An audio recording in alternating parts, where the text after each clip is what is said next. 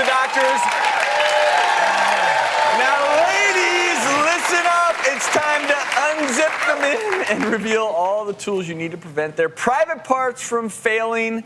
And before I continue, I do have to remind you, this is not a show suitable or intended for children. You might want to send the little ones out of the room before we discuss this. And here to help us out with some of these hard to discuss topics is urologist Dr. David Josephson. Welcome to the show. Thanks for having me. Thank you.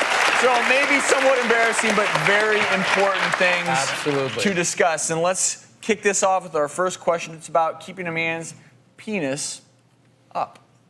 Hey doctors, I have a question. Is there any way to prevent erectile dysfunction? And if so, what's the best way?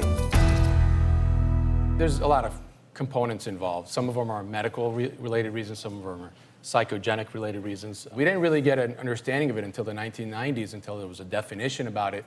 But I think whatever you do to maintain a heart-healthy lifestyle will help you prevent any erectile dysfunction. And it all comes down to blood flow.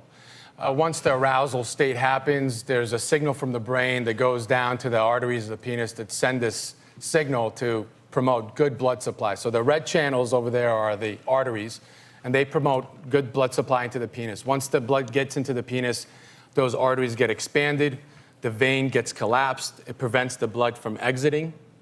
The act of sex, intercourse, whether maintaining or completing, ejaculating, all that happens, and then there's a signal that says, okay, the blood can exit the penis, and then the erection finishes. Is it not important to note that men out there, if you have a night where for whatever reason you can't perform, that is not erectile dysfunction. I think that's important because men will have one night where maybe they're not in the mood or something happens. Like, oh my gosh, I have erectile dysfunction. This is men with true erectile dysfunction, some of them can never have an appropriate erection. And I think it's just important because men freak out. But you're absolutely right about one time or a couple of nights out of the month when you can't perform, it doesn't mean you have erectile dysfunction. The definition is it maintaining, sustaining, and being able to achieve intercourse? I mean, there's a lot of different acts involved in sex, and a lot of it can be related to psychogenic causes. Stress in life and work can impact someone's erections without any medical cause for it. And Dr. Jacobs, to help me out here with prevention and treatment, in general on this show we talk about, do the things that you normally would to maintain good health, good heart health, brain health, circulatory health, meaning exercise, a good diet, watch your weight. Alcohol, of course, smoking is bad for the functioning of your penis. And in terms of treatments, I mean, the advance of ED drugs like Viagra and the other ones has been huge for men suffering from this problem.